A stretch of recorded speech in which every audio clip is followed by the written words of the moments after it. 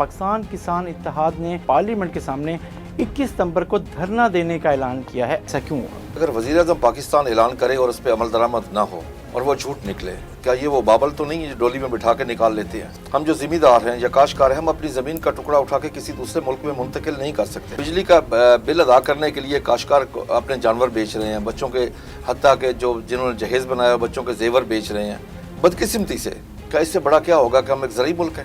آج ہم گندم باہر سے امپورٹ کر رہے ہیں، ہم روئی امپورٹ کر رہے ہیں، ہم دالیں امپورٹ کر رہے ہیں، ہم ایڈیبل آئل کے بعد سب سے بڑی ہماری امپورٹ جو وہ ایڈیبل آئل کی۔ گندم کی جو امدادی قیمت ہے اسے سندھ نے 4000 روپے فی من کیا آئندہ سیزن کے لیے، اور اسی طریقے سے پنجاب نے 3000 اناؤنس کیا ہے گندم کی کاشت سے پہلے۔ آپ یہ سمجھتے ہیں کہ یہ کیا ہونے جا رہا ہے، اس کا امپیکٹ کیا آئے گا؟ سندھ اور پنجاب سر اگر سندھ 4000 دے رہے تو پنجاب کے کاشتکار کا کیا قصور ہے؟ سر اس کو بھی 4000 ملنا چاہیے، کیونکہ ہماری کاسٹ آف پروڈکشن سیم ہے، جس ریٹ پہ ڈی اے پی اس کو ملتی ہے وہی ہمیں، بجلی کا ریٹ ہمارا سیم ہے، یوریا کا ریٹ ہمارا سیم ہے، اس لیے ہمیں وہ ریٹ پر۔ دوسری بات یہ ہے کہ ہمیں انٹرنیشنل پیرٹی بھی ملنی چاہیے۔ اگر باہر سے منگوا کے ان کو 4500 پڑے تو اپنے کاشتکار کو 4000 بھی نہیں دیں گے۔ آپ یہ سمجھتے ہیں کہ سندھ حکومت کا فیصلہ ٹھیک ہے؟ بالکل ٹھیک ہے۔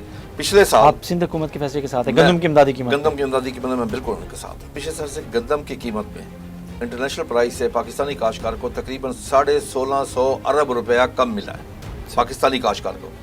اگر اس کا 1/4 صرف زراعت پہ یہ خرچ کر دیتے، اگلے سال انہوں باہر سے کوئی چیز منگوانے کی ضرورت نہیں تھی۔ یہاں پہ میٹنگز ہوتی ہیں، سر فیصلہ کوئی نہیں ہوتا۔ اگر کوئی فیصلہ ہو جائے تو اس پہ امپلیمنٹیشن نہیں ہوتی۔ پاکستان میں اب زراعت نہ منافع بخش ہے نہ باعزت کاروبار ہے۔ ہمیں کوئی سیکورٹی نہیں ہے، کوئی تحفظ نہیں ہے۔ جن خطرات کی اور خدشات کی آپ نشاندہی کر رہے ہیں اس کے بعد راستہ کیا ہے؟ اگر حکومت نے ہوش کے ناخن نہ لیے، یہ کاشتکاروں کو ایک سیلاب آ رہا ہے جی۔ 21 تاریخ کو آپ کہہ رہے ہیں کہ اسلام آباد پہنچے ہیں، احتجاج آپ کا پورا من ہوگا؟ انتہائی پرامن۔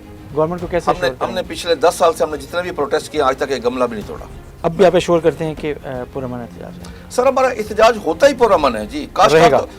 دیکھیں میں آپ کو کاشتکار تو ہے ہی پرامن سر۔ میں نے آپ کو پہلے کہا ہے کہ کاشتکار تو محب وطن ہے، وہ اس زمین کا ٹکڑا اٹھا کے اپنی زمین کہیں دوسرے ملک میں منتقل نہیں کر سکتا۔ اس کا جینا پاکستان میں، مرنا پاکستان میں، اس کی تعلیم ادھر، جداد ادھر، صحت ادھر، اولاد ادھر، اس کا ایمان بھی ادھر۔ اچھا، آپ پارلیمنٹ کے سامنے کیوں احتجاج کرنا چاہتے ہیں اور اس پولیٹیکل سینیریو میں؟ ہمارے پاس احتجاج کے علاوہ اور کوئی راستہ نہیں ہے۔ آج ہم تیار ہیں، ہم شیلنگ برداشت کرنے کے لیے تیار ہیں، ہم لاٹھی چارج برداشت کرنے کے لیے، ہم جیلوں میں جانے کے لیے تیار ہیں، اپنے ملک کی خاطر، فوڈ سیکورٹی کی خاطر۔